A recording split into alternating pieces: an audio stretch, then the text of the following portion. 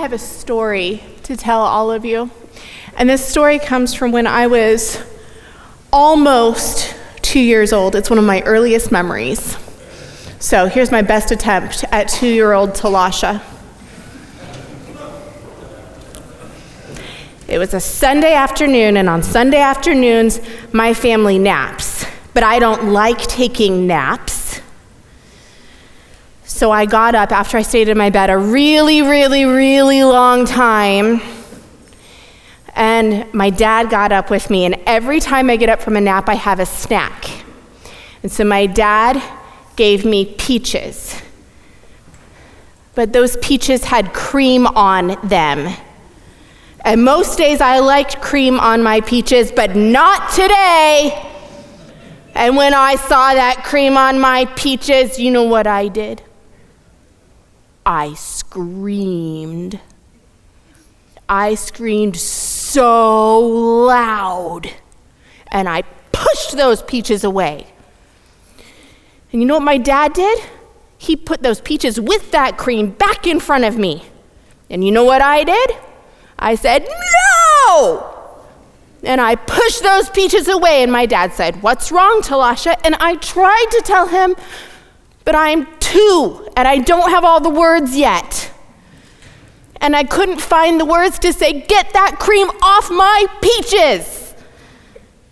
And I was so mad and so frustrated, and I couldn't say what I needed to say. That was my side of the story.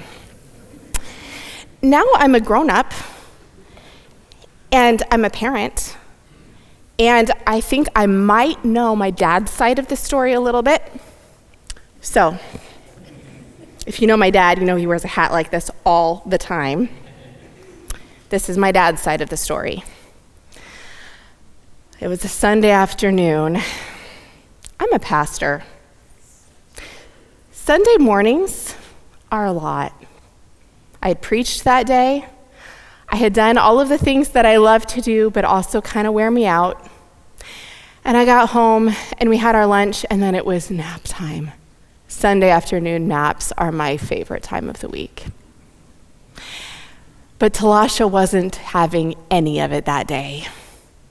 And she got up after, I think she was in bed for 10 minutes, tops.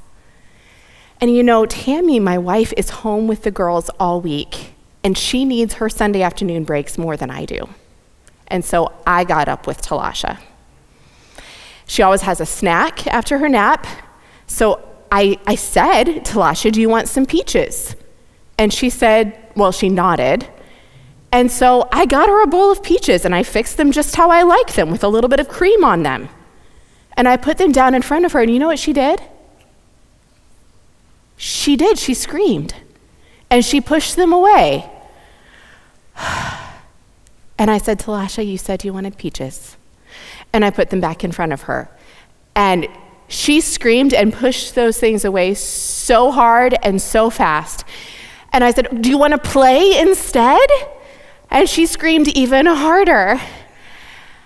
And I could tell she was trying to tell me what was wrong, but just couldn't get it out. And I am so frustrated and so confused and so tired. Now, did my dad do anything wrong? Did I do anything wrong? Some say no, some say yes. Oh, this is getting really interesting. Screaming is not wrong. Right, screaming's not wrong. Getting angry is not wrong. Did I do anything that maybe wasn't helpful? Yeah. I think maybe I did need a nap, and I just didn't think I did.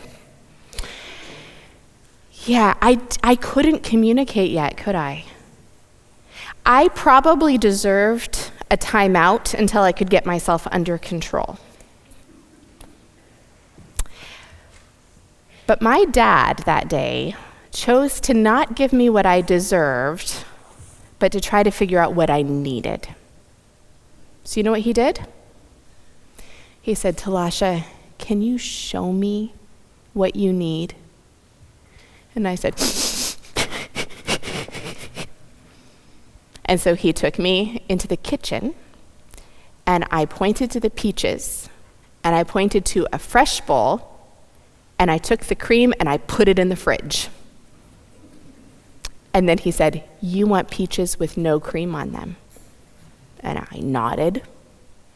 And so he fixed me a bowl of peaches with no cream, and we went back in the dining room, and I sat and I ate my peaches with no cream, and my dad sat right beside me, and he ate the peaches with cream.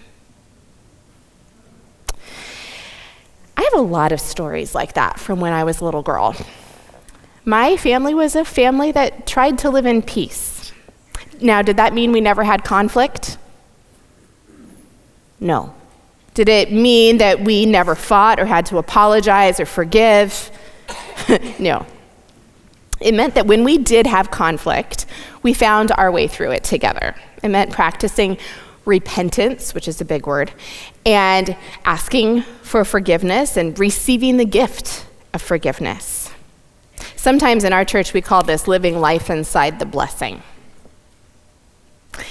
Jesus showed us that way of peace. Jesus lived a life where he always gave others what they needed, not what they deserved. We see that over and over again in the stories of Jesus. He showed us how to live life inside the blessing, life inside God's way of peace.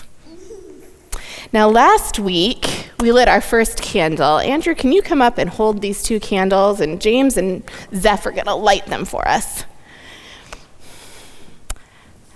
Last week, we lit our first candle, and do you remember what word we said when we lit our first candle? I'm going to sit here. Hope. Hope, yeah. So let's light one. We'll have James light one, and we say together, Jesus brings hope. Ready? Jesus brings hope. These lighters are tricky. Good job. Jesus brings hope. And this week, we say together, Jesus brings peace. Should we try it together? Jesus brings peace. Thank you. And Zeph and James, see if you can reach to put those in the big candles. Will be the two that are on that side, farthest that way. Okay?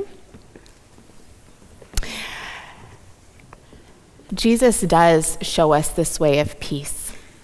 In this Advent, see what ways you can find of giving each other what you need and living a life of peace with your families.